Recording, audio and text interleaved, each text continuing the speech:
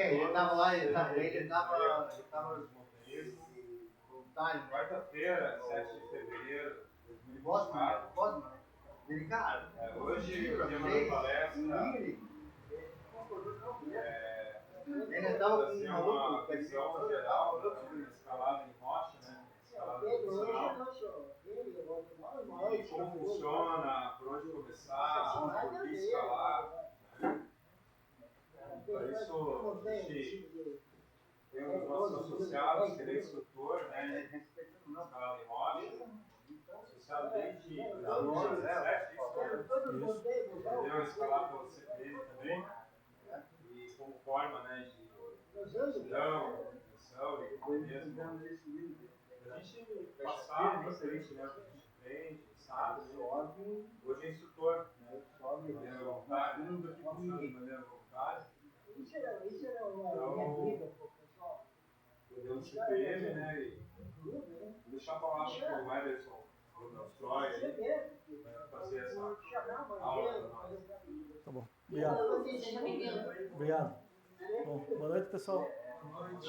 Quem nunca veio no clube aqui, seja bem-vindo ao clube, tá? E a minha ideia hoje é bater um papo com vocês aqui, a pedido do clube, sobre escalada técnica, né? Então, talvez tirar um pouco, desmistificar um pouco o que é a escalada técnica, mostrar para quem que é, então por isso que tem aquela pergunta ali em cima, né? Escalada técnica para quem que é, tá? E aí eu queria começar um pouco perguntando para vocês aqui, né? Olhando para essa foto que está aqui essa imagem que está ali, né? Do escalador, o que vocês acham que passa na mente desse rapaz nesse momento? adrenalina total. Tudo uma roubada. Tudo uma roubada. O que estou fazendo aqui? Bom, uma coisa positiva já tem, ele não está olhando para baixo, né? Então vamos olhar o copo meio cheio, né? Ele já está olhando para cima. Mas nessa foto aí está o Eliseu Frechot, tá? Ele é um escalador profissional, ele vive disso, tá? Então ele é guia de montanha, tem blog, faz vários vídeos, várias matérias, já fez muitas escaladas interessantes, principalmente ali perto da Pedra do Baú, em São Paulo ali, mas já escala pelo Brasil inteiro, tá? E provavelmente ali, né, ele está olhando ali, realmente é um lance que ele vai ter que fazer, numa escalada ali um pouco mais para cima dessa escalada, tá? Mas aqui é para mostrar o seguinte, aqui eu estou mostrando para vocês um profissional, né? Mas para fazer um comparativo, né, por exemplo, vamos olhar uma corrida de rua, né? Ninguém começa uma corrida de rua fazendo uma maratona, né? Digamos, vai ter uma maratona, semana que vem vamos escrever numa maratona e vou começar a fazer uma maratona. Quem começa a treinar para uma corrida de rua, começa correndo 2 km, depois vai correr 5, 10 e assim por diante, tá? Então a escalada é a mesma coisa, tá? Então eu diria que a escalada ela é para praticamente todos, tá? Todas as pessoas, não interessa a idade, o que for, pode fazer a escalada, desde que tenha condições físicas, tá? Condição física que é o limitante, né? Então, para fazer uma escalada, provavelmente você vai ter que fazer uma caminhada de aproximação, vai ter que chegar perto da montanha, e só para isso você vai ter que andar 1 hora e meia de trilha, alguma coisa assim. Se a pessoa não consegue andar na trilha, não tem como fazer a escalada, né? Então eu diria que a primeira condição para uma pessoa poder fazer uma escalada é a condição um pouco física dela e o quanto essa pessoa consegue fazer, né, de caminhada, esse tipo de coisa.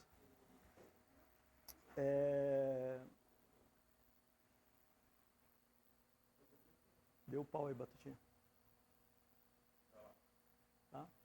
Então, muitos perguntam, né, se para realmente fazer escalada ou chegar no nível ali do Eliseu Frechot, se já vem de berço, né, tem que ter dom, se não tem dom não consegue, né?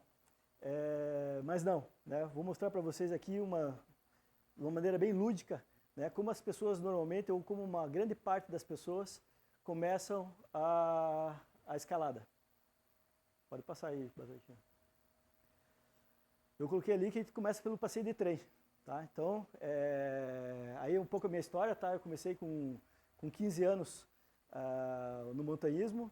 A minha primeira montanha que subi foi com um grupo de escoteiro, e eu subi o Marumbi, né? E foi ali que começou a me despertar para a montanha, né? Então, normalmente você vai fazer o passeio de trem, quando você está fazendo passeio de trem, você vai passar do lado do rio, você vai ver um pessoal lá atravessando o rio, e aí você fala, pô, o que esse pessoal está fazendo aqui? Né? Já vai gerar curiosidade. Vai passar um tempo, você vai lá no rio lá para ver o que o pessoal estava indo, onde que eles estavam indo, o salto dos macacos, não sei onde eles vão. E você começa de uma maneira desorganizada, né? Você começa lá levando sacola de mão, volta torrado, vai picado, né? E nesse momento você encontra uma pessoa como aquela moça ali, que passa rápido do lado de vocês ali, e você vê ali, pô, essa é uma montanhista, já tem uma formação, né? Daí você fala assim, pô, eu quero ser uma montanhista.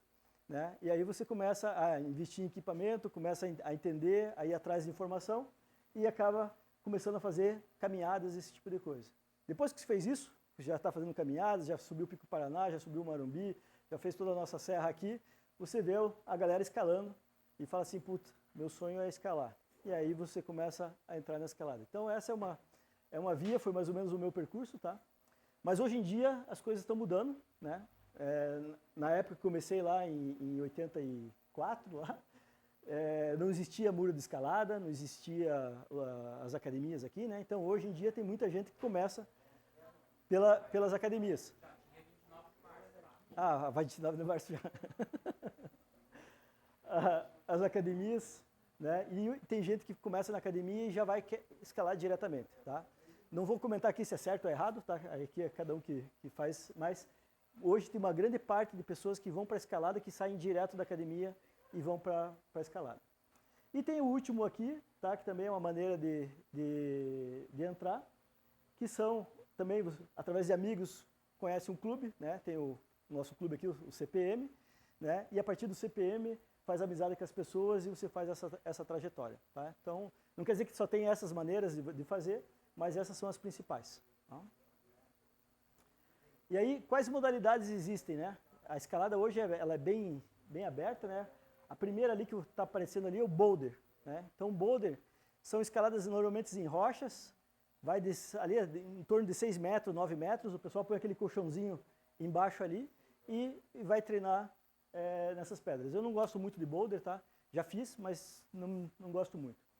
Depois tem a escalada esportiva, tá? Que é um pouco parecido com o que se faz em academia, mas aqui, no caso aqui da foto, no exemplo, é na natureza mesmo, né? Quais são as características de uma escalada esportiva? Primeiro, as fixações que a gente põe são bem próximas, tá? E é uma escalada que você está fazendo um esforço físico o tempo inteiro, tá? Então, normalmente é uma escalada bem difícil de fazer, fisicamente é bem desgastante, mas ela é bem protegida, né? Então, se você tiver uma queda, se machucar é difícil. Não que não possa acontecer, pode, mas é difícil. E depois vem ali a terceira, que é a escalada tradicional, tá? Que essa é a minha escola, que eu gosto mais, né? E qual que é a diferença, né? A tradicional. A tradicional, normalmente, você chega no cume da montanha, tá? É uma escalada que você começa para chegar no cume da montanha. E você pode usar tudo que tem à sua disposição, né? Então, por exemplo, na escalada tradicional, às vezes tem uma árvore, o pessoal passa uma fita na árvore, prende a corda na árvore. Tem uma laca de pedra, passa uma fita na laca de pedra e prende. Então, tudo que tiver à disposição, você pode utilizar para fazer essa escalada. E, normalmente, você vai até o cume da montanha, tá? Então, essa é a escalada tradicional. Depois existe a escalada com móvel, essa primeira aqui. Essa escalada de móvel é mais nova, está se desenvolvendo mais agora, tá? Porque tem, principalmente nos Estados Unidos e na Europa, tem um pessoal com uma nova mentalidade que não quer alterar a rocha, né? Então, por exemplo, na rocha nós temos que colocar lá as fixações, né? E com esse material você não precisa alterar a rocha, né? Então, vou mostrar aqui para vocês, vou passar aqui para vocês darem uma olhada, tá? Então, tem fixações que a gente põe na rocha que é pequena, tem umas maiores, tem esse modelo aqui que ele encolhe, ele entra e depois ele trava na rocha, tá? Vou passar aí para vocês darem uma olhada. E aí, existe também a escalada mista que você usa parcialmente móvel, né? Depois tem a escalada em artificial, que é aquela do meio ali. O que tem a característica dessa escalada? que você vai prender alguns ganchos e você vai usar esses estribos aqui, ó. Você usa esses estribos aqui para ir se movimentando. Tá? Então você não apoia mais as mãos na rocha, você vai se apoiar no equipamento. Isso é uma escalada artificial. Tem uma outra modalidade que se chama escalada solo. Tá? Essa escalada solo, o que é? Ela é muito parecida com a escalada tradicional, só que a pessoa não usa nenhum equipamento de segurança. Tá? Então ele faz ali realmente sem corda, ó, o único material que ele está usando de escalada ali é uma sapatilha e provavelmente um saco de magnésio. Tá? E essa é uma escalada solo. Tem a escalada indoor, que eu já mostrei aqui para vocês ali, das salas dos ginásios. Existe a escalada ferrata. Tá? Ferrata é que na pedra tem vários grampos. Tá? Normalmente são grampos, são cabos de aço que são presos e a pessoa vai utilizando esse material para se locomover. É mais na Europa que tem isso. No Brasil nós temos, no Rio de Janeiro, nós temos uma ferrata ou duas ferratas no Rio de Janeiro. Aqui no Paraná, que eu saiba, não temos nenhuma. Tá? A característica da ferrata é que você vai usar um cinto como esse daqui, ó. Né? Então você vai estar preso isso aqui na cadeirinha e esses mosquetões você vai estar usando num cabo de segurança. Né? Cada vez que chega numa fixação, você abre um, passa para o outro cabo, abre o outro, passa para o outro cabo. Qual que é a característica dele? Que ele tem aqui no meio ele tem essa pochete aqui assim, isso aqui é um absorvedor de choque. Né? Então se você tiver uma queda, isso aqui vai abrir e vai alongar e vai amortecer a tua queda. Tá? Então, quando for fazer ferrata, tem que usar esse equipamento aqui. Existe lá uma terceira modalidade que o pessoal chama de Big Wall. Tá? E o Big Wall, o que é? É uma escalada em grandes vias, tá? Às vezes vias acima de 500 metros, 600 metros, mas normalmente que você vai pernotar. Tá? Você vai passar, às vezes, 2, 3 dias para poder fazer essa escalada e você leva muito material, tem que levar água, comida, barraca, você leva muito peso nesse tipo de escalada. É mais, acho que pelo tempo, você vai levar 2, 3 dias, tá? Mas normalmente vai ser mais de 400, 500 metros. Tá? No Brasil nós temos escaladas que eu acho que chega na pedra riscada, acho que deve ter 900 metros, quase mais de 1.000, acho que talvez dê até 1.000 metros, é uma das maiores que nós temos aqui no Brasil. Tá? Então se você for fazer uma abertura de via lá, é um Big Wall. Se você conseguir fazer ela no dia e voltar no dia, não é um Big Wall. Depois tem outras que a gente não conhece muito aqui, por exemplo, a escalada em gelo. Né? Então a escalada em gelo, na realidade ela é muito parecida com a tradicional, em termos de técnica da escalada. A única coisa que muda é que você usa o piolê. Né? Então,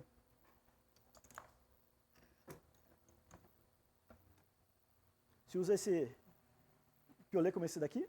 Tá? Vou passar para vocês, cuidado só para não se machucar com a ponta. E também você não usa mais sapatilha, você usa uma bota e nessa bota você coloca os grampões. Tá?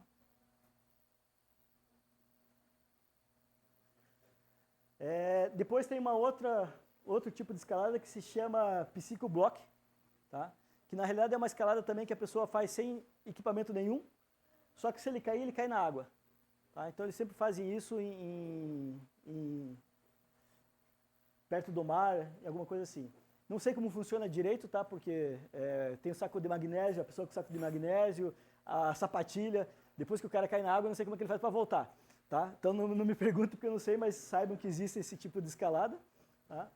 E depois tem lá a alta montanha, né? Que às vezes é um misturado de caminhada com escalada em gelo, com escalada em rocha, ou não.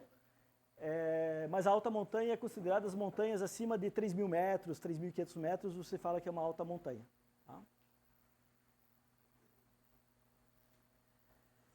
E aí, na parte de caminhada, existe o hiking e o trekking, tá?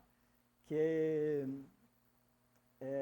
os ingleses falam que é bem diferente, que uma coisa não tem nada a ver com a outra, mas para mim e para nós talvez aqui seja bem parecido. Tá? O que acontece com o hiking? O hiking, segundo os ingleses, é quando você vai num lugar que pode ser até na cidade, você vai caminhar, tá? Tanto que a tradução dele lá é andar por aí, tá? Então você pode sair andando na cidade e você está fazendo um hike, né? Desde que esteja a trilha esteja demarcada, você vai e volta no mesmo dia, né? Isso aí é considerado um hiking. Em compensação, em contrapartida, o trekking, né? O caminho já não é exatamente bem definido, né? Você pode sair desse caminho, e você, segundo eles, é obrigatório acampar e é obrigatório levar mais peso na mochila, tá? Então essa é a diferença para eles, né? E nós, como às vezes não temos muitas trilhas tão bem demarcadas como eles têm lá, para nós, por isso que ele talvez confunda um pouco, tá? Mas normalmente o trekking, eu diria que nós fazemos aqui mais é o trekking. E depois tem a travessia, tá? Travessia é quando você sai de um ponto vai para outro, né? Aqui nessa foto aqui é a Serra dos Órgãos, é uma das travessias mais famosas que tem no Brasil, que é da Teresópolis-Petrópolis, né? Acho que o Fabião já fez essa aí, né, Fábio? Não fez? Fez? Também não? Então... E aí, você já deve ter visto também falar do termo alpinismo, né? Então, na década de 80, 90, o pessoal que subiu o Morumbi, a gente falava que era alpinista, né?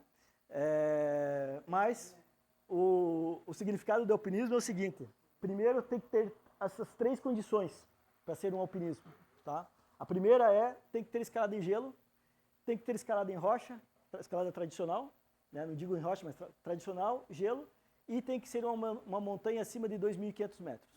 Se você não tiver isso daqui, não é considerado um alpinismo, né? E, por exemplo, o pessoal que escala lá no Himalaia, né, eles chamam de alpinismo, né? Teoricamente, o alpinismo vem da palavra Alpes, né, que está no centro da Europa. Devia chamar de himalaísmo, ou nós aqui devíamos chamar de andinismo, mas ficou, no mundo inteiro, ficou essa palavra alpinista. E aí, então, tudo isso que eu mostrei para vocês é o montanhismo, tá? Então, essas são todas as modalidades que existem no montanhismo. Quem vai praticar ou quem está praticando pode, às vezes, se especializar em uma área ou não, ou fazer um pouco de todas, tá? Mas tudo isso aí está debaixo do mesmo guarda-chuva.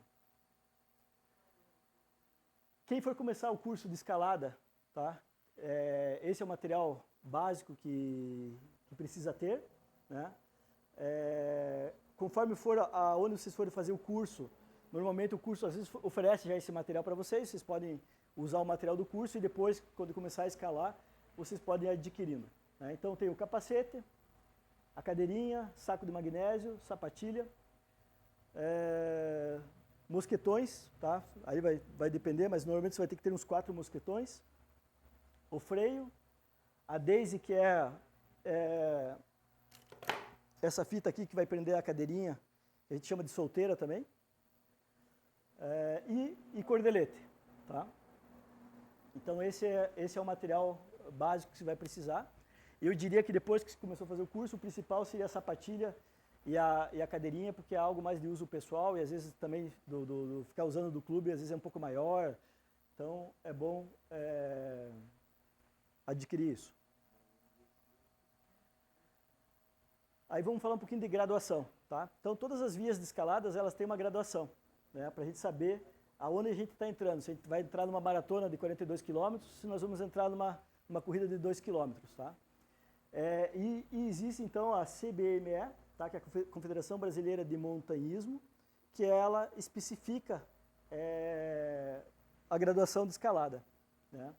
E a graduação de escalada é um código, tá? Que nem esse que está aqui, né? Então vocês vão poder, por exemplo, às vezes pegar um livro, que nem esse aqui, que tem um livro sobre vias de escalada, e aqui em cima vai estar toda essa graduação, vai estar bem detalhada, né? E aí vocês vai precisar entender o que é essa graduação, tá? Então, o primeiro é o nível o grau da escalada que a gente chama, tá? Começa em 1, hoje em dia deve estar indo até 11, 12 já, tá?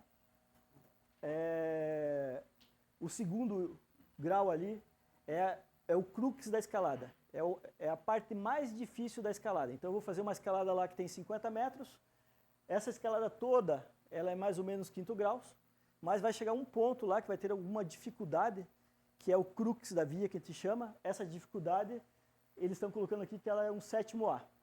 Tá? Até o 6º não tem letra. Até o 6º a gente faz lá 1º grau, 2º, 3º, 3º sup, 4º sup, 5º sup. É essa variação que tem. Quando chega no 7º, tem 7º A, 7º B e 7º C. Ou seja, o pessoal divide o 7º grau em 3. Tá? É bem fina a graduação. A segunda letra que tem ali é o grau do artificial, que a gente chama. Né? O que é o grau do artificial? É que naquela via vai ter algum ponto que você vai usar artificial. Você lembra aquela escalada que eu mostrei que o rapaz está lá com a escadinha lá? É o artificial. Né? E o artificial também varia um número. Ele começa em 0, 1, 2, 3, 4, 5. Né? E o que é esse número do grau? Do artificial. Esse número do artificial é o quanto aquele artificial ele é robusto. Tá? Então, por exemplo, se é uma fixação de artificial, tipo tem um grampo fixado lá, né, que é que a gente chama lá um concreto, né, é um A0. Tá? Se aquele artificial ele não está tão bem fixo, ele vai passando para 1, para 2, para 3, para 4 e assim por diante. Aí o que acontece? Por que às vezes tem ali a barra e tem mais um 7º C do lado? Porque com o desenvolvimento da escalada, muitos escaladores não querem fazer escalada em artificial, eles querem fazer a escalada na mão, toda a escalada. Então eles colocam uma equivalência. Se a pessoa, aonde tem o artificial, conseguir fazer essa escalada na mão, ela estaria fazendo o mesmo que fosse um 7º C. Tá? Então por isso que tem os dois aqui. Se você fizer artificial é um A1, se você fizer ela em livre, ela é um 7º C. Tá? Depois, eu diria que essa é a que eu mais olho, tá, galera? É uma das que eu mais olho, eu sempre olho essas duas e essa daqui, tá? Essa aqui é o grau de exposição, tá? Então, no passado, né, fazer essas escaladas, abrir essas vias era muito difícil, né? Tem o Vitamina aqui que foi um dos pioneiros, né? E no passado, as escaladas, ele até deu algumas palestras para nós, falando sobre chaminés, né, que no começo das escaladas todo mundo fazia pelas chaminés, até que veio um pessoal da Europa trazendo, o professor Erwin veio para cá, trazendo outras tecnologias para nós aqui, e aí começou a se desenvolver. E até os anos 80, esse desenvolvimento foi muito baixo. Dos 80 para cima, o negócio evoluiu muito, os equipamentos evoluíram, as cordas, né? Na época que eu escalava, a gente falava só até 8º grau, hoje em dia a gente já está falando em 12º, 13º, né? Então as coisas têm evoluído muito. Então, o E2 ali, o que acontece, o que tem a ver com o passado, tá?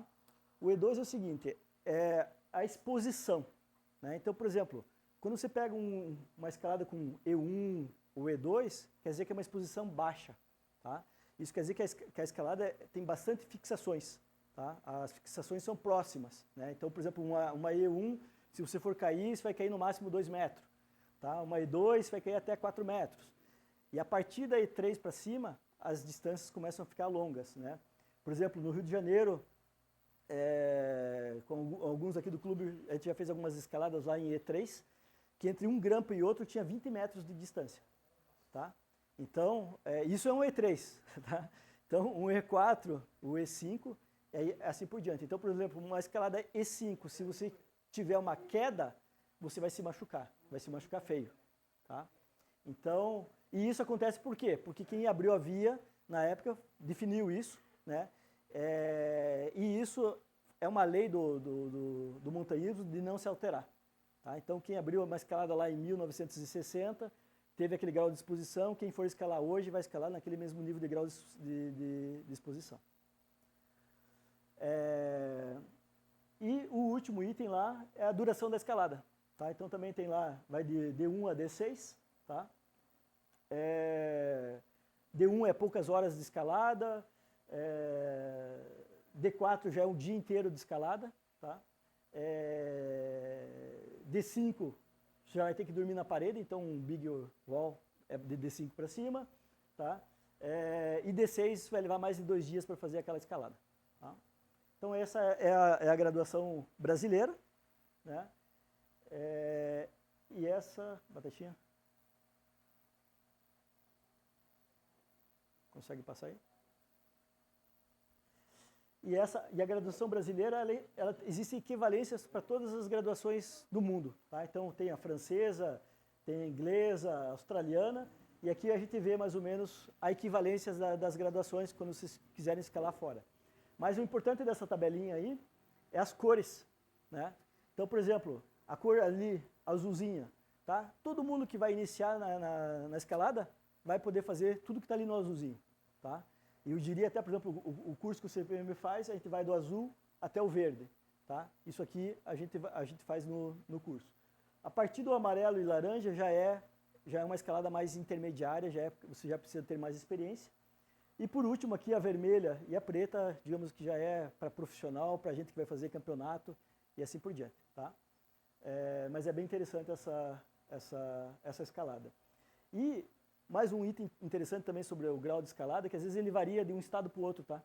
Então, o terceiro grau aqui do Paraná não é o mesmo terceiro grau do Rio de Janeiro, tá? Então, o Rio de Janeiro, a escalada eles dizem que é mais pesada, né? Então, quem está acostumado com o terceiro grau aqui vai chegar no Rio de Janeiro e vai dizer, isso aqui não é o terceiro grau, é um quarto, tá? Então, isso aí vai tá acontecendo. Vamos ver se vai agora. Então aqui, ó, um exemplo para vocês, tá? Essa escalada aqui é a agulha do diabo, tá? Fica lá na Serra dos Órgãos, no Rio de Janeiro. Então aqui está a graduação dela, né? E aqui eu vou fazer uma pegadinha aqui pro Murilo e pro Fábio aqui para ver se eles vão saber. Então aqui, ó, é um quarto grau, tá? O crux dela é um quinto grau, que eu acho que, se eu não me engano bem, esse quinto grau é no tal do lance do cavalinho, que é esse lance aqui. Tá? E ela tem um artificial a zero, tá? Em algum momento dela tem alguma coisa fixa lá que tem que usar uma fita, alguma coisa assim, ou é talvez por causa do cabo no final. O grau de exposição dela é um A3, tá? Isso quer dizer o seguinte, que os grampos são longe, né? Então, por exemplo, aqui vai ter, depois tem a fenda, a unha nessa escalada que te chama. Uma chaminé, por exemplo, e você tem que escalar praticamente, acho que uns 12 metros para chegar na fixação dela. Tá? Então ela é uma E3. E a duração da escalada está como D3 aqui, porque ela é possível de fazer num dia, tá? Mas é bem pesado para fazer num dia. E ela tem 230 metros. A perguntinha aqui para o Murilo e para o Fabião ali é o seguinte, o que é a letra C?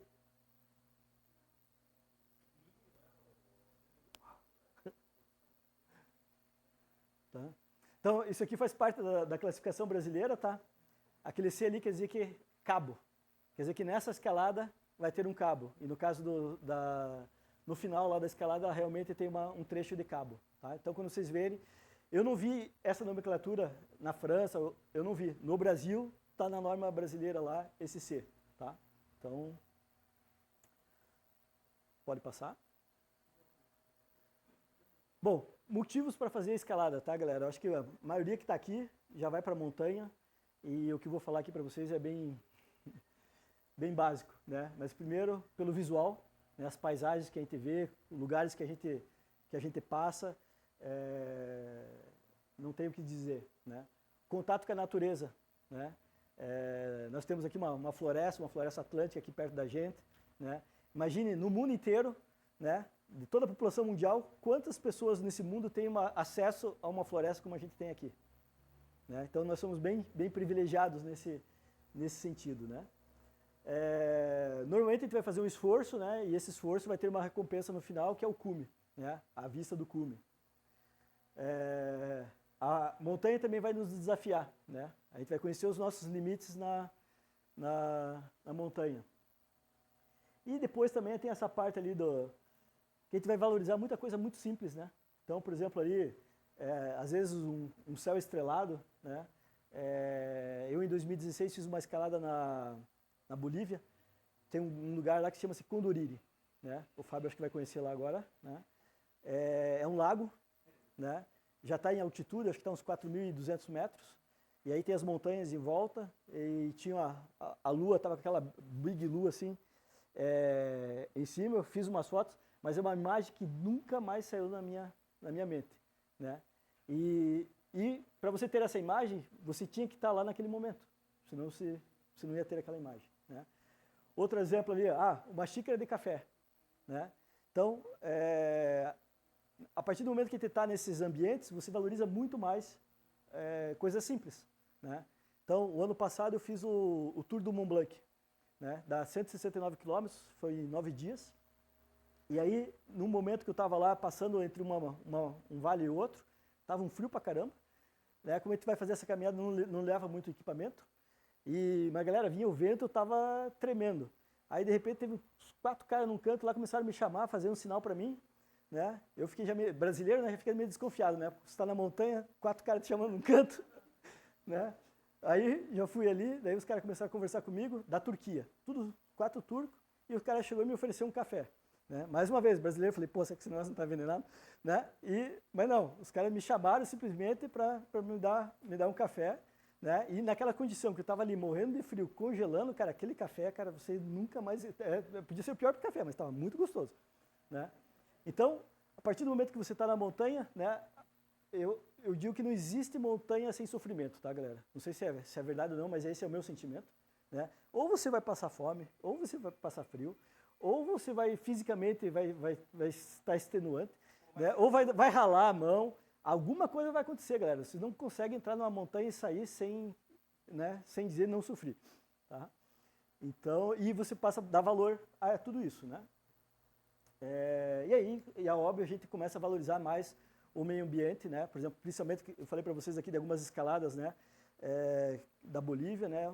Conversando com o pessoal lá, você chega, às vezes, na geleira, assim, o cara diz, olha, essa geleira aqui, ela ia mais 2 quilômetros para lá, há 10 anos atrás. Hoje, ela está nesse nível, né? Ou você pega, às vezes, um livro que diz lá, olha, a via que tem aqui é tal nível. Aí você chega lá, o negócio já desgelou, já ficou bem pior do que era, porque teve o desgelo, tá? Aí aqui, motivo para fazer escalada técnica, tá? Não coloquei nenhuma palavra, só quis colocar esse vídeo para vocês darem uma olhada.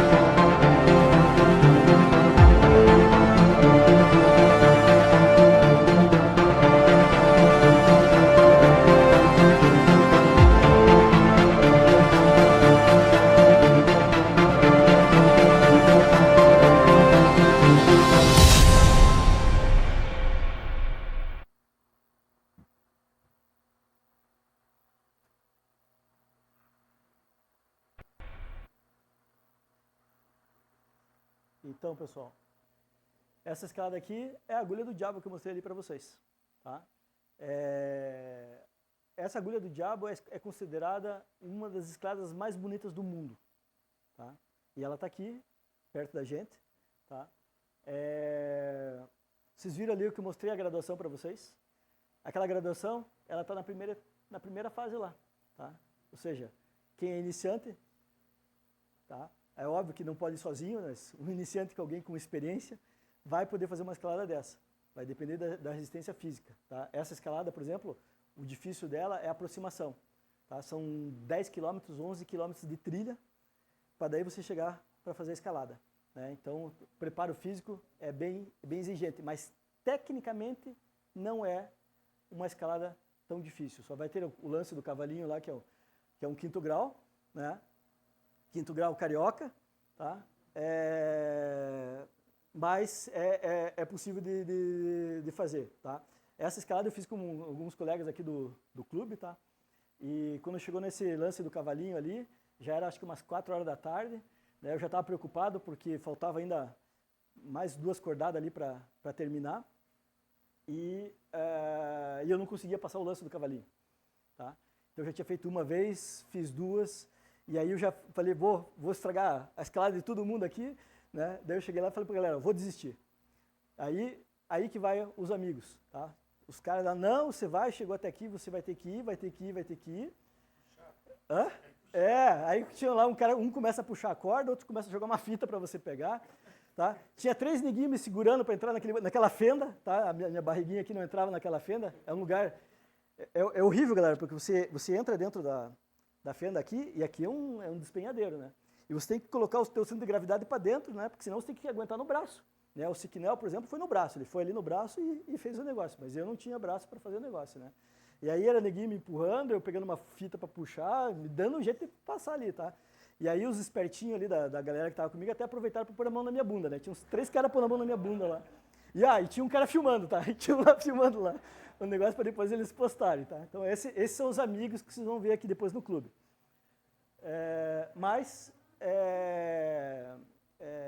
Isso motiva muito, tá? Então vocês vão ver, daqui a pouco nós vamos falar agora sobre o medo, né?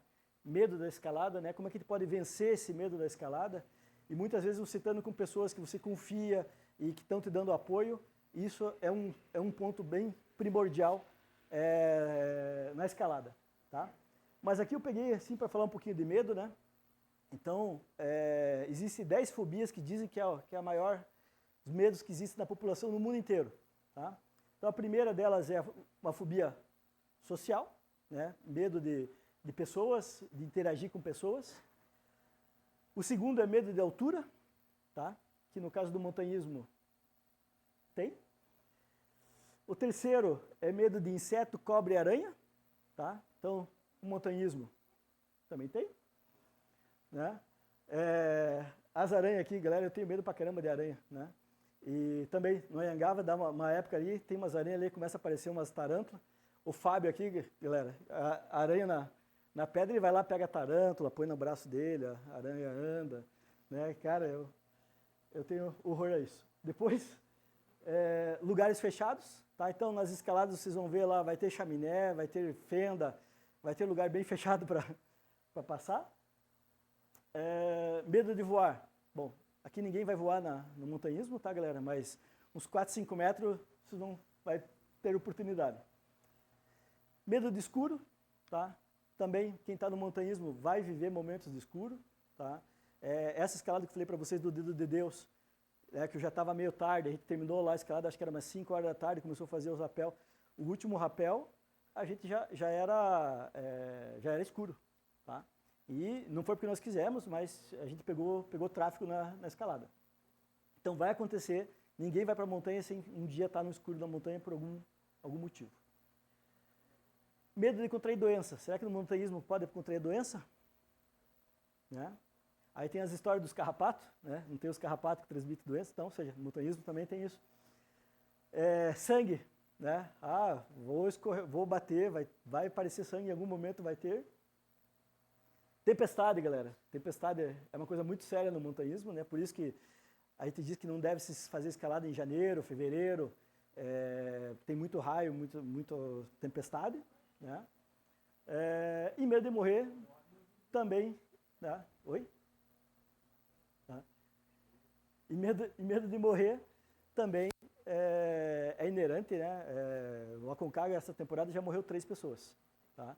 E isso na via normal, né? Que não teve nada de técnico ali. Então, infelizmente, né? Quem vai fazer montanhismo, vai fazer escalada, uma grande parte desses medos vai existir. E é normal, tá? As pessoas, a gente ter medo. Mas o que acontece quando a gente está tendo medo? Tá? Então, o nosso cérebro, né? Então, no momento que está tendo medo, é como se a nossa amígdala sequestrasse o nosso cérebro. A gente para de pensar. Tá? Então, na hora que você está na escalada ali, para passar aquele crux ali, que você está tenso ali, que chega o medo, né? Você para de pensar. E qual que é a reação quando você para de pensar? Ou a gente ataca ou a gente foge, tá? As duas reações que a gente tem quando a gente está sob estresse. E não só na montanha, né? Isso no nosso dia a dia, quando a gente está às vezes no trabalho, acontece algum estresse, às vezes numa reunião a gente não quer pular no pescoço de alguém, quer falar alguma palavra lá, né? Porque realmente a parte que a gente tem que pensar, a gente para e até diz, olha, espera uma hora, daqui uma hora você fala o que você ia falar para não falar besteira. Então isso acontece por causa realmente do estresse, tá? E aí eu trouxe aqui, eu tenho um livro lá que tem assim, acho que os 10 maiores montanhistas aí do mundo falando sobre medo, né? Falando, e eu peguei esse cara aqui, né? Esse cara aí é o Alain Robert. Hoje eu acho que ele deve ter uns 66 anos, alguma coisa assim. Esse cara vive escalando prédio no mundo inteiro. Tá? Então ele faz escalada urbana, né? Ele já veio até para o Brasil, tentou escalar um prédio lá em São Paulo, prenderam ele. Vive querendo prender ele no mundo inteiro. Tá? E ele escala assim, sem nada. Tá? Então, por exemplo, nesse livro ele conta um pouco, né, que a única coisa que ele faz antes de fazer as escaladas, ele vai num dia antes, à noite, testar os prédios, né, para ver que tipo de sapatilha ele vai usar, né, se é uma mais escorregadia, menos escorregadia, né.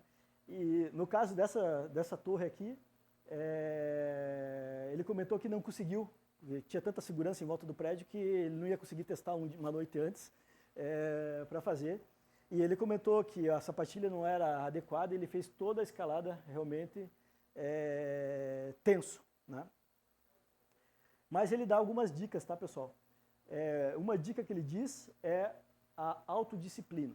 Né? Ele diz para nós tentarmos se autodisciplinar. O que seria essa autodisciplina? Seria controlar as suas emoções. Né? Então, por exemplo, na hora que você está ali, naquele momento difícil da escalada ali, você não pensar em coisas negativas, não começar lá olhando para baixo, ó, se eu cair daqui vai ser 6 metros que eu vou cair, né? Você focar em como você faz para sair dali, né? Continuar, pensar positivamente na tua escalada, né? E já ter pensado, antes de estar ali, você já viu aquele nível, é um nível de escalada que eu poderia fazer, né? E não depois duvidar quando você está lá, né? Então você tem que pensar antes de você entrar, né, se realmente aquela escalada é o seu nível. Né? Então ele coloca aqui, ó, em contrapartida, mesmo tendo medo, você consegue manter a sua calma. Então você terá todas as chances de conquistar o cume. Né? Então o que ele diz ali, que você tem que ter uma autodisciplina para você ter um prêmio. Né? O prêmio é você chegar no cume. Né? Então, o que mais que ele comenta? Né? Você se fixar em coisas realizáveis. Então, que nem eu falei para vocês lá da corrida, né? 2 km, 5 km, 10 km, você se fixar naquilo que você consegue fazer e não no que os outros fazem. Né? Depois, você ter um único objetivo. Né? Ele fala aqui para você não ter dispersão. Né? Muitas vezes nós, na escalada, queremos escalar um pouco de tudo. Eu quero fazer o DDD, eu quero fazer a agulha, eu quero fazer o marumbi, eu quero fazer tal escalada. Né? Então, se concentra em cada escalada que você quer fazer como um objetivo único, primeiramente, e vá fazendo etapa por etapa. Tá? E aí, depois ele dá uns exemplos ali, né? Como que a gente desenvolve a autodisciplina, ou pelo menos como que ele faz para desenvolver a autodisciplina. Tá? Ele faz da seguinte maneira, ele diz que ele se força a fazer coisas que ele não gosta. Tá? Então, por exemplo, ele diz lá que ele não gosta de limpar a casa. Então, durante a semana, ele se força a limpar a casa. Ele diz que na montanha ele vai passar frio. Então, o que ele faz? Ele se força a tomar banho frio em casa para já ir se acostumando com o frio e poder ter esse controle. Tá? Então, isso é um exemplo. Depois, outra coisa que ele fala, que você tem que ter uma vontade excessiva para fazer aquilo que você quer fazer. Tá? E aqui, esse item eu concordo bastante ali com o que ele fala, tá? Minha primeira escalada que eu fiz lá na Bolívia, o Huayna Potosí, em 2016, eu fui por lá, peguei um guia, estava com um guia para fazer essa escalada, a gente estava fazendo aclimatação lá no Condoriri, lá que eu falei para vocês da foto e tal, e fizemos uma montanha lá que se chamava o Tarija, que tem uns 5.000 metros, e aí, antes de ir para o Huayna Potosí, eu olhei para o guia e perguntei, você acha que eu tenho condições de fazer o Huayna Potosí? Né? E aí o cara olhou para mim assim, tá faltando uma coisa em você não tem gana. Né? Ele falou para mim assim, eu não vejo nos teus olhos a vontade de escalar a montanha. Né? E realmente, foi um negócio que me chamou a atenção, né? Eu falei assim, não, eu queria ir, estava todo mundo indo, era a primeira montanha que todo mundo fazia e eu estava no bonde, né?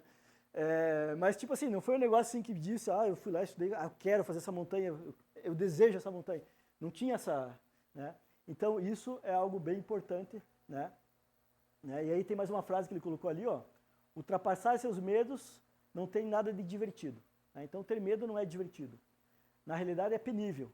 Mas se desejamos verdadeiramente qualquer coisa que acreditamos indispensável, então se esforce. Tá? Então, realmente, nós temos que ter o preparo, temos que ter o esforço. Né? E aí eu coloquei aqui também para quem quiser se aprimorar mais, tá? Sobre essa parte de controle, tá? Então tem, por exemplo, ali muito a inteligência emocional, que é você poder controlar as suas emoções, tá? Então tem esse livro ali que serve para tudo, não só para escalada, tá? E tem um livro que é bem específico de montanhista, tá? Esse aqui, vou passar para vocês darem uma olhada, tá? É bem legal esse livro aqui, principalmente para essa parte de medo de escalada e tal, é super legal. Mas ali os conselhos que eles vão dar, primeiro tem que ter, de alguma maneira, naquele momento que você está tendo aquele estresse, você tem que se acalmar. Tá? E aí, para se acalmar, existe lá respiração, tá? Expiração ao mesmo tempo, contar até 5, né? Movimentar os pés ou desabafar com um amigo, tá? Isso tudo a gente pode fazer numa escalada. Tá? Então, muitas vezes vocês veem que quando um motorista às vezes está numa certa posição, você vê que o cara começa a mexer o pé lá, tá? É que realmente ele está chegando no momento tenso dele ali. Se desabafar com um amigo, às vezes ele está falando com o carinha lá embaixo da segurança, lá, agora presta atenção aí, não sei o quê. O fato do carinha responder lá e dizer, não, eu estou te olhando, já dá um conforto grande para o pessoal. Né? Eu me lembro, uma vez também, acho que estava eu, não sei se era o Murilo, sei que o Siquinel estava guiando, né? E ele ia passar também um Crux lá, né? E eu, Murilo, lá embaixo, eu dando segurança lá, e eu batendo papo com o Murilo lá embaixo, dando segurança para ele, né? O Siquinel parou lá em cima, falou, ficou bravo, ele olhou para baixo, vocês aí, vão parar de falar, né? Então, o fato de você realmente estar com uma pessoa ali que está olhando você e tal, e você conversando, ajuda bastante. Mas a ideia de fazer isso daqui é realmente para que o cérebro volte a pensar, né, e você tente tirar os pensamentos negativos ali naquele momento. Então, ainda como dicas, né, conhecer os seus limites, tá? Então não entrar numa roubada, não vai fazer uma maratona de 42 quilômetros da semana que vem, né, vai etapa por etapa. Treinamentos com frequência, tá? Isso aqui é outra coisa que eles comentam, né? Por exemplo, se você vai para a montanha e vai fazer escalada todo final de semana, gradativamente você vai perdendo o medo. Aí, de repente, é o seguinte, você fez o curso de escalada aqui. Fica 3 meses sem ir para a montanha, o teu medo vai voltar a ser pior. Né? Então, você está fazendo o curso, você aprende técnica, você conhece os equipamentos, você tem parcerias ali, e com isso você consegue começar a passar os teus limites gradativamente. Né?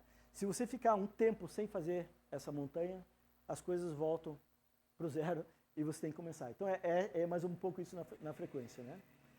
Os amigos verdadeiros, já contei a história para vocês aqui lá da agulha lá, né? Então, você ter uma parceria legal ali de escalada é importante.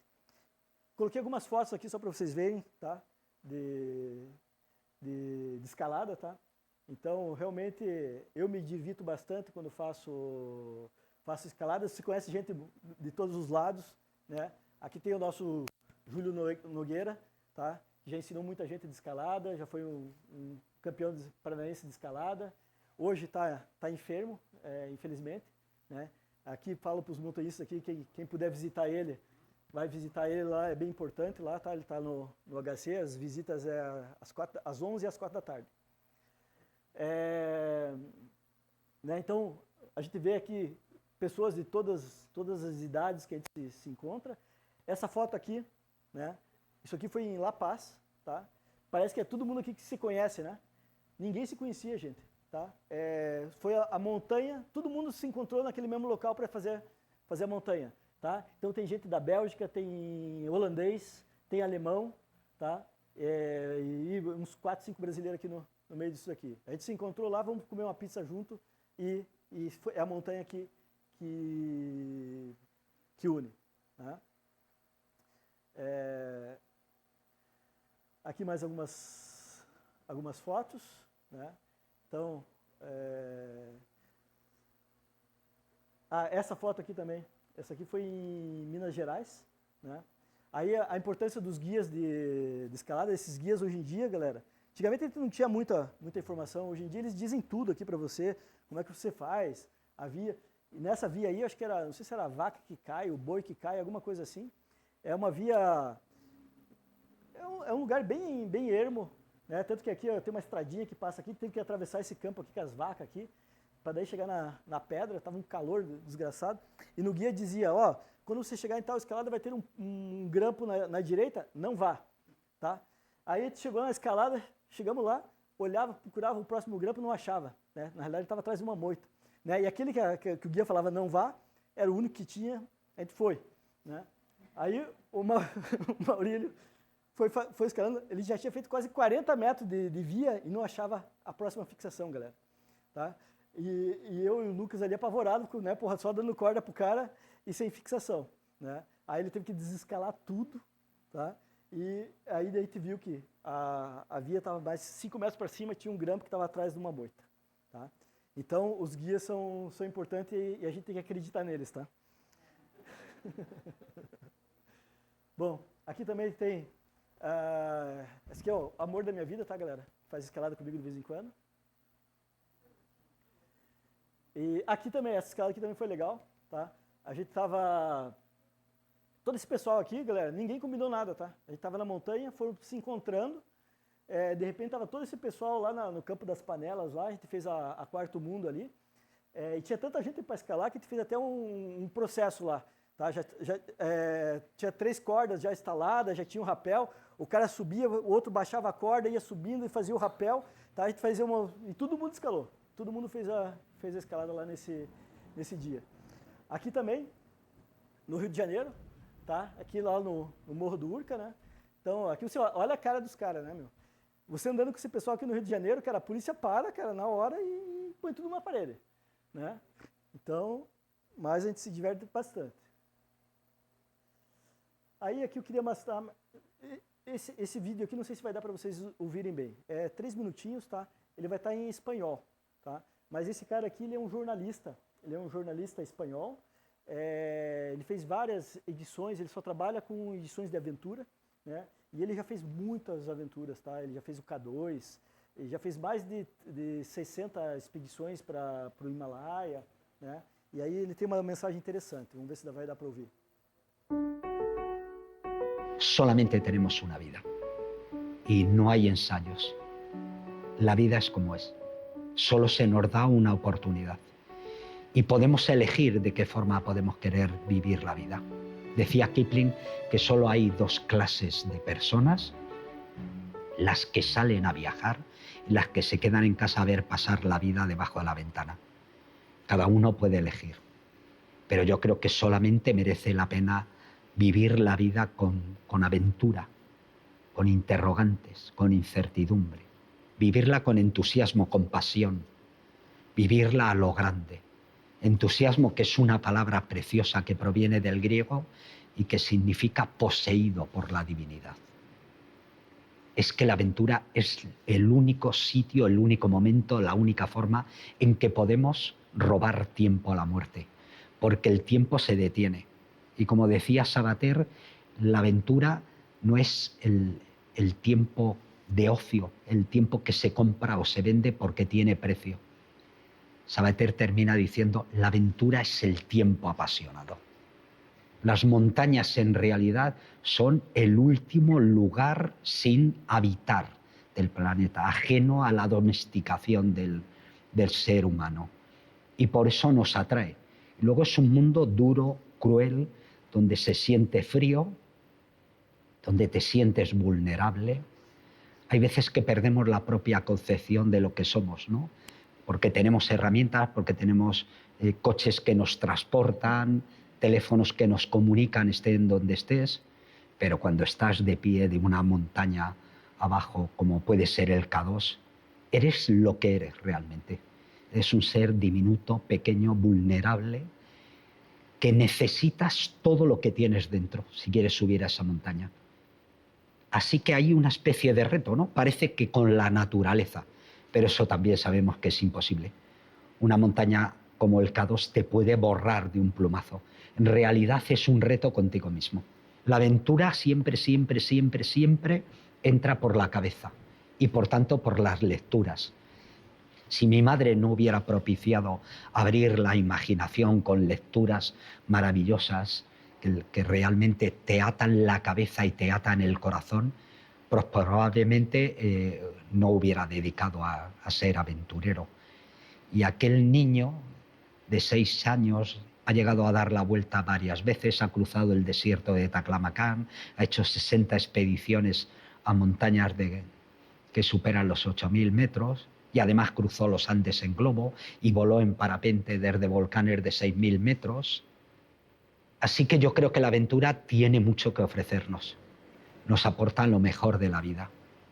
Nos aporta el conocimiento de que somos animales finitos, inmortales, débiles, y sin embargo podemos hacer un montón de cosas. Es probable que no podamos hacer todo lo que deseamos en la vida, pero sin duda podemos hacer mucho más de lo que imaginamos. Todo viaje, además de un viaje a los paisajes o al lugar donde queráis, a mí ya sabéis que me gusta ir a lugares que están perdidos, remotos. Todo viaje tiene que ser un viaje interior. Doy gracias a los dioses por haberme permitido nacer en un tiempo en el que todavía era posible la exploración en soledad, en la que era posible recorrer mapas en los que ponía vacío en blanco. Y eso tiene que ver probablemente con una emoción tan intensa que es muy difícil ser descrita con palabras. Es para los peregrinos de los grandes paisajes, para la gente que le gustaría ver la tierra de antes y después del hombre. Es para la gente que ama la naturaleza. Así que cada vez que decimos que el planeta está en peligro, no. El planeta va a seguir girando otros 4.600 millones de años después. La duda es si lo hará con nosotros o sin nosotros. Então, o que ele comenta, né, que nós podemos escolher, né, uma vida talvez de aventuras ou de ficar em casa no sofá. Ele comenta da imaginação, né, então nós temos que sonhar o que nós queremos fazer, né, qual aventura nós queremos fazer. No caso, ele comentou ali que a mãe dele, a leitura, incentivava ele a ter leitura, a ter imaginação, né. Tem um vídeo dele, quer dizer, o vídeo dele completo é 1h10, tá, pessoal? Se vocês quiserem procurar depois na internet, eu acho que vale a pena, é bem interessante, né? E o valor que ele dá por essas aventuras, né? Sendo que a aventura para uma pessoa pode ser bem distinto, tá? Pode ser que uma pessoa subir o Pont de l'Or seja a aventura da vida dessa pessoa, né? Então não necessariamente sempre vai ser o Everest, sempre vai ser uma montanha muito grande, ou sempre vai ser uma escalada muito difícil. Para cada um, a aventura pode ser diferente. O importante é sonhar nelas, né? Bom, e aí, falando então sobre a escalada técnica, né? Como é que a gente pode começar na escalada técnica, tá? Eu diria que não existe para mim uma maneira diferente a não ser através de um curso, tá? Eu comecei com curso, né? Na época eu fiz com o Chico lá do 513 lá, que Chicão, tá? Isso aí foi em 86, tá? Em 1986 eu fiz o meu primeiro curso. Depois fiz outros cursos, outros cursos. Continuo fazendo curso, tá? O Nativo sempre está fazendo curso par. Eu já fiz 3 vezes o curso par dele. Vou me inscrever agora no próximo de novo. Dia 27 agora. E aí, aqui, pessoal, eu coloquei aqui algumas empresas, alguns clubes. E eu diria para vocês que todos são confiáveis, tá? Para fazer escalada, né? Tem lá a AMC, a Montanhista de Cristo. Tem o CPM aqui, que é o melhor curso, tá, galera? Mas tem também a Grade 6 em São Paulo. Tem essa Salamandra aqui, que eu acho que eles são mais focados para curso para mulheres, mas também é um bom. O próprio Marumbi, que é do Nativo. Tá? Tem o Clube Excursionista Carioca, que é um dos clubes mais antigos do Brasil de montanha, tá? Tem 75 anos. Tem a tal da Arquipege, tá? Que agora mudou, não é mais Arquipege, agora eles chamam-se ABGM, Associação Brasileira de Guias de Montanha. Tá? Então esse aqui é um pessoal que está querendo regulamentar a guiada de montanha. Tá? Então eles têm já um procedimento de quem vai fazer guias. Algumas pessoas já são credenciadas, tá? No Paraná, que eu conheço, é só o Pedro, que está credenciado, mas tem em Santa Catarina, tem várias pessoas, são mais cariocas, tá? Mas eles também dão curso. E tem a Sol Outdoor, né? Que é do Pedro e da Maria, tá? Também que dão cursos, e deve ter outros por aí, tá, pessoal? Mas aqui é os que eu mais conheço ali, e qualquer um que for feito não vai dar problema. E aí, estou quase fechando, tá? Mostrar para vocês aqui, então, quais são as escaladas que quem fizer um curso vai poder estar fazendo, né? As escaladas iniciais, né?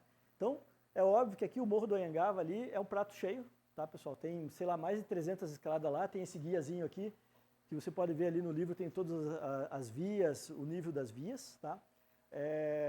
O CPM utiliza o Anhangava ali realmente na parte de formação, né?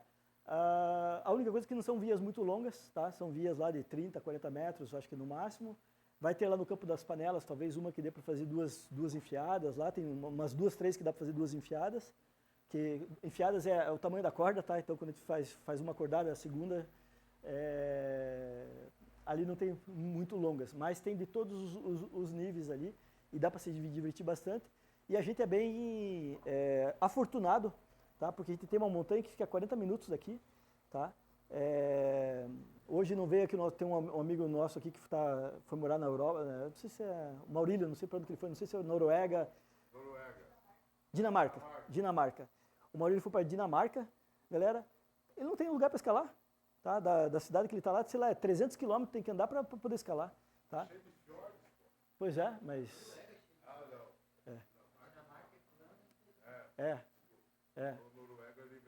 Não, é Dinamarca. Então, não tem onde ele escalar, né? Quem mora no Rio de Janeiro? Cara, quem mora no Rio de Janeiro, o cara sai do prédio e já sai escalando, né? Espírito Santo, Minas Gerais. Os paulistas não são tão afortunados, né? Os paulistas têm que ir lá para o norte, lá para Pedra do Baú, ali já é mais difícil de achar. Santa Catarina também tem algumas ali, Rio Grande do Sul também. Mas nós aqui temos principalmente ali o Anhangava, depois, né, para um nível um pouco mais pesado, o Marumbi, né, Pico Paraná, e aí tem várias outras regiões aqui de Ponta Grossa ali que tem para a gente fazer escaladas. Então, para nós é um esporte realmente que nós temos um acesso fácil. Aí eu queria mostrar isso aqui para vocês, tá? Então no Rio de Janeiro, em Niterói, tem lá a praia de Itacoatiara, tá? Isso aqui é um paraíso, galera, tá? É uma praia aqui muito bonita, né? E tem esse morro aqui, o Morro do Tucum, a Agulha Guariche, a Pedra do Elefante e o Morro do Telégrafo. Isso aqui, galera, só ali, se vocês forem, vocês podem passar um mês escalando. E são escaladas de níveis fáceis, tá? Vou mostrar aqui para vocês uma... Aqui, não vai dar para ver muito bem, mas aqui, ó, segundo grau, terceiro, segundo, terceiro, os crookes, ó, 4º grau, 3º grau, tá? Escaladas, ó, 100 metros, 150, 200, tem até 425 metros, tá? Então, aqui, grau de exposição, a maioria ali é E2, tem alguns ali que é E3, tá? Mas ali, galera, vocês indo com alguém que tenha experiência para poder fazer a guiada, qualquer um que fizer um curso básico aqui vai poder fazer uma escalada dessa, tá? Vou mostrar, acho que um videozinho aqui de uma escalada, se não me engano vai ser essa escalada aqui, ó, essa escalada 3 aqui, tá? Vai ser essa escalada que vai aparecer no vídeo.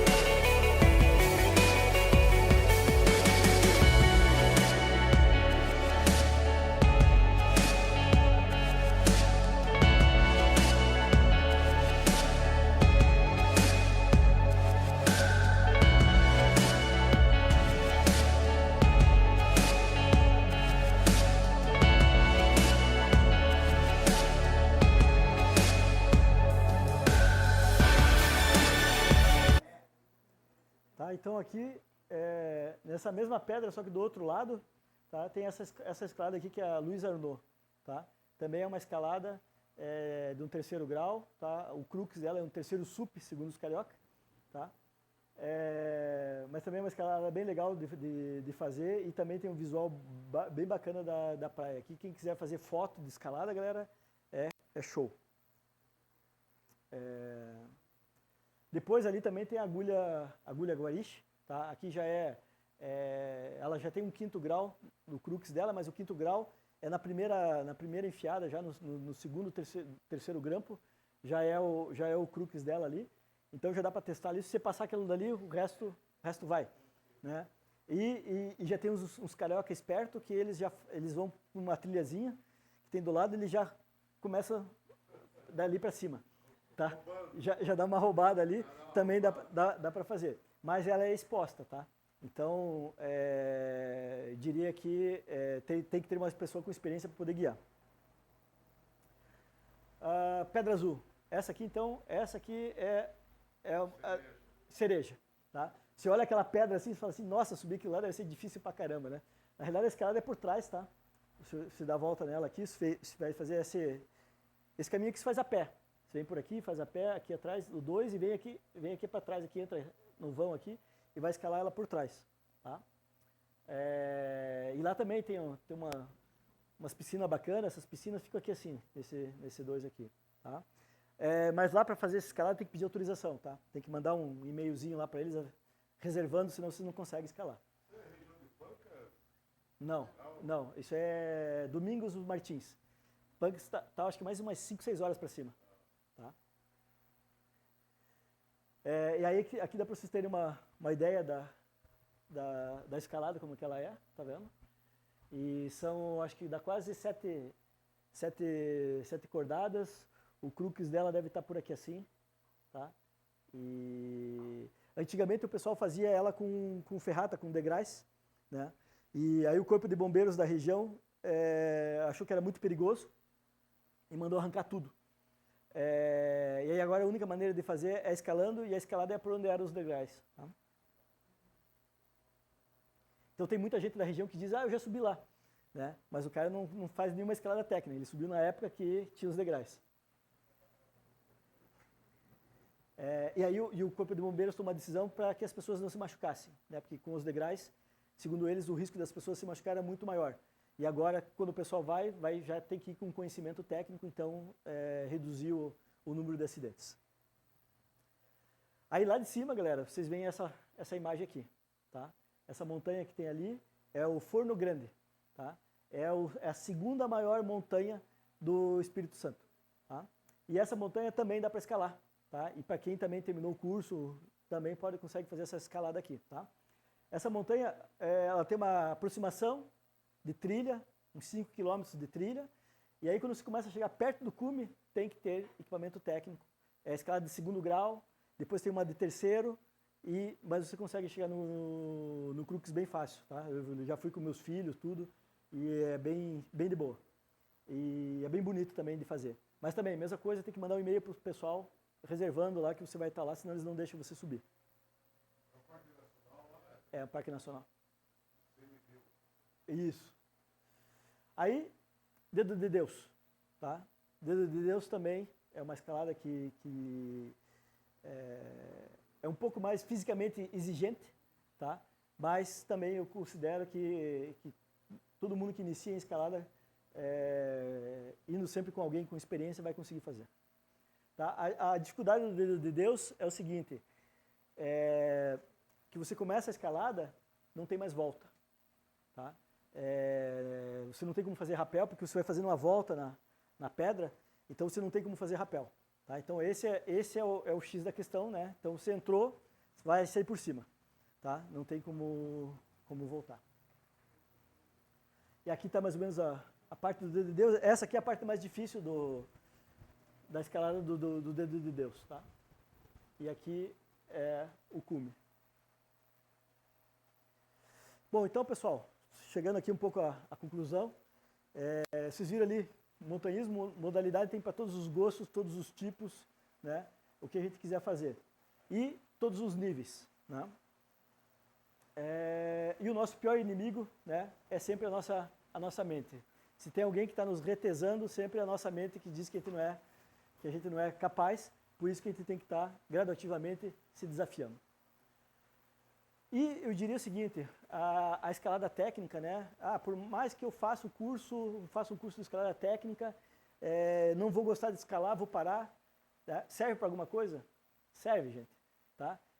Qualquer um que vai fazer montanha hoje em dia, vai fazer uma trilha, o fato de você ter feito um curso de escalada técnica permite que você se sinta muito mais seguro. Se der algum perrengue, você tem alternativas. Tá?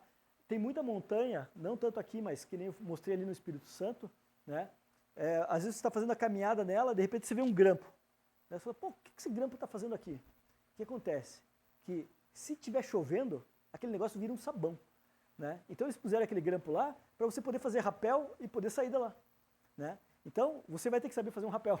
Né? Então por isso que eu falo, você fazer um curso básico, né? O que o curso básico passa para vocês? Passa segurança. Tá? São instruções de segurança, tá? De como você realmente utilizar o equipamento, de fazer uma escalada, como você está seguro na montanha. Então mesmo que você não vá ser um escalador, né? Ter um curso básico de escalada é interessante.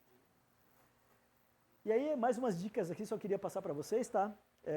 Voltada no desafio pessoal, né? Esse é um negócio que eu sempre faço para mim. A gente sempre tem que ter projeto, tá? Projeto de curto, médio e longo prazo, né? Então, curto prazo pode ser eu fazer o curso de escalada, a médio prazo eu quero fazer algumas vias ali no Anhangaba, a longo prazo eu quero fazer uma via no Marumbi, né? Ou quero fazer lá algumas das escaladas que eu mostrei ali para vocês, fora, né? E aí tem aqui mais uma dica, quem se interessa por leitura, tem esse livro aqui, 4 disciplinas da execução. Esse livro aqui, o que ele fala? Ele fala que nós temos que sempre estar tendo um objetivo na nossa vida para se desafiar, e ele mostra para você que que tem que ser um objetivo difícil, tá? Não pode ser uma coisa fácil, mas não pode ser impossível, tá? Tem que ser difícil, mas não pode ser impossível.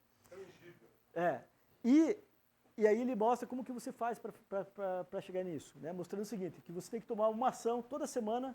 Por exemplo, você quer fazer uma escalada dessas, ou quer fazer um curso, essa semana você vai pegar 1 hora da tua agenda e você vai dizer o seguinte, eu vou pesquisar os cursos de montanha que tem por aí. Na semana que vem você, vou decidir o curso. E assim vai, ou seja, você vai tomando essas ações, vai fazer um cronograma, alguma coisa assim, até você conseguir concluir isso. Tá? É mais ou menos isso que o livro fala. Se quiserem também dar uma olhadinha, fiquem à vontade. Tá? E depois, que nem ali, eu falei, sonhe com a montanha que vocês querem fazer. Tá? Então, por exemplo, essas montanhas que eu tenho feito, na minha tela do meu computador lá em casa, a próxima montanha, ela sempre está lá na tela. Tá? Então, todo dia eu levanto, você olha aquela montanha ali, até fazer ela. Fez ela, vai lá, tira, comemora e põe uma outra. Tá? Então, a próxima agora é o Acotango. E nós vamos estar mais ou menos na mesma época lá. Tá? Capaz que a gente se cruze por lá. Então seria isso. Obrigado, pessoal. Vocês...